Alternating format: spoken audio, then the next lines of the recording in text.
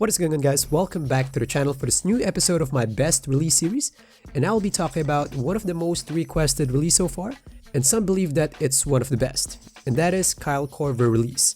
And by the way, thank you guys for your ongoing support on this series. Your recommendations and likes keep this series going, so it would be really awesome if you guys can do the same on this video. So now let's get right into it.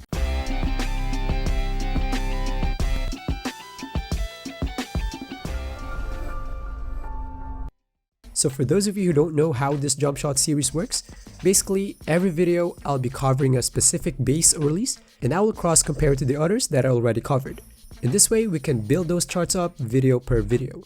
There will be lots of elements that will be covered in this one, which is not included on the 2K charts, like front challenge, side drift, and visual comparisons. And just a quick disclaimer that I won't judge these releases overall. Of course, there's a lot of elements that can't be put into numbers, like for example, the visual cue. So these numbers here are just guides. So now for the first one, in terms of shot speed, it's faster than Bay and Robertson.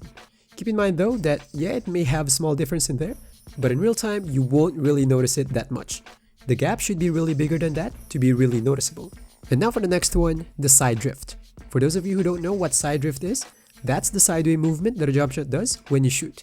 And this one here is not just cosmetics, because it will actually affect the coverage. It is mostly affected by jump shot base though, but release have some influence on it, on how it will avoid challenge.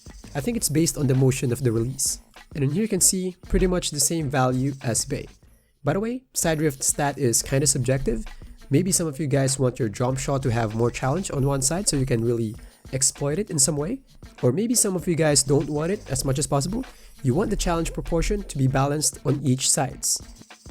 Now for the next one, what about the visual cues? It's really hard to put this into numbers, but to give you an idea, here's how it looks like.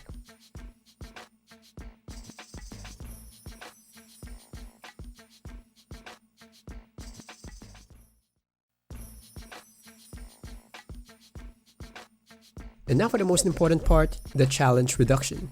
For me personally, it's the most important element because it factors in a lot of things, like a shot speed, release height, front drift, which is the forward motion of your release, defensive immunity, and some other stuff. And now for the results, and here you can see, it's better than Bay and Robertson. I know I only tested 3 so far, but to be better than Bay and Robertson, and to have a lot of players vouch for it that they like the visual cue, I think those are good combinations of good qualities that can justify that this release is really a good one. So now for the summary, this release here is a must try. Good challenge reduction and a decent visual cue. So that's all for the video. Thanks for watching, and don't forget to leave your recommendation. Thanks for watching, and I'll see you guys on the next one. Peace.